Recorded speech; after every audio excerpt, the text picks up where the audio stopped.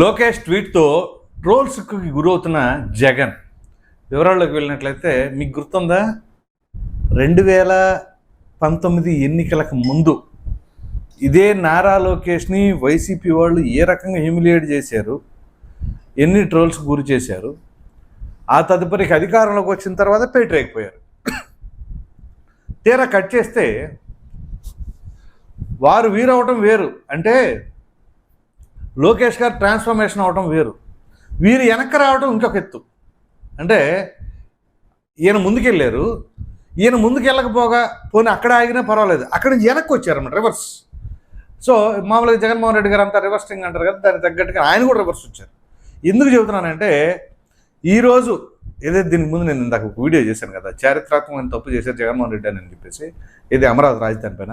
ఇదే రాజధాని పైన నారా లోకేష్ రాత్రి ఒక ట్వీట్ చేశారండి. చాలా ఘాటైన ట్వీటు, మామూలు ట్రోల్స్ కాదు అది. ఇంతకీ అదేంటో చూద్దాం.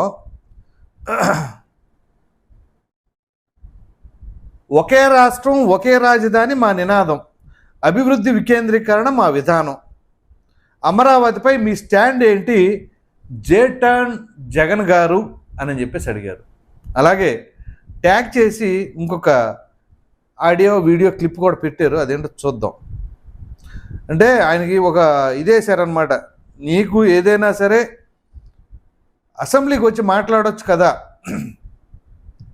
14-19 మధ్య చెప్పిన కబుర్లు కావచ్చు, ఆ తర్వాత చెప్పిన కబుర్లు కావచ్చు, ఇవన్నీ అసెంబ్లీకి వచ్చి చెప్పచ్చు కదా అని ఆయనకి ఒక సవాల్ విసిరారు. ఇక సవాళ్ళు విసిరినా ఏం విసిరినా వాళ్ళు రారు కాబట్టి అందుకే ఆయన ఏం విసిరారో చూద్దాం. అందులో కొన్ని ప్రశ్నలు కూడా సంధించారు, ఆ ప్రశ్నలు ఏంటో కూడా చూద్దాం.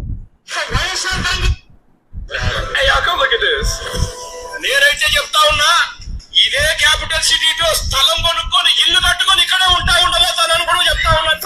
ఈ ప్రభుత్వం పోయి మళ్ళీ వచ్చిన తర్వాత బ్రహ్మాండమైన రాజధాని మనం కడతాం, రైతులందరూ కూడా ఆనందపడే విధంగా రాజధాని కడతామని చెప్పి ఇది ఆయన ఇచ్చిన సెకండ్ స్టేట్మెంట్.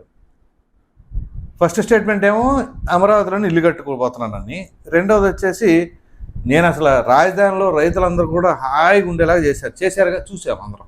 ఎంత హాయిగా ఉండారంటే మామూలుగా కాదు, అమరావతి టు దేవస్థానం కావచ్చు, ఇటు అరసవెల్లి కావచ్చు, యాత్రలు చేసినప్పుడు పెట్రోల్ ప్యాకెట్లు, అవమానాలు, హేళనలు చేసి అన్నీ చూసాం, బాగా చూసాం.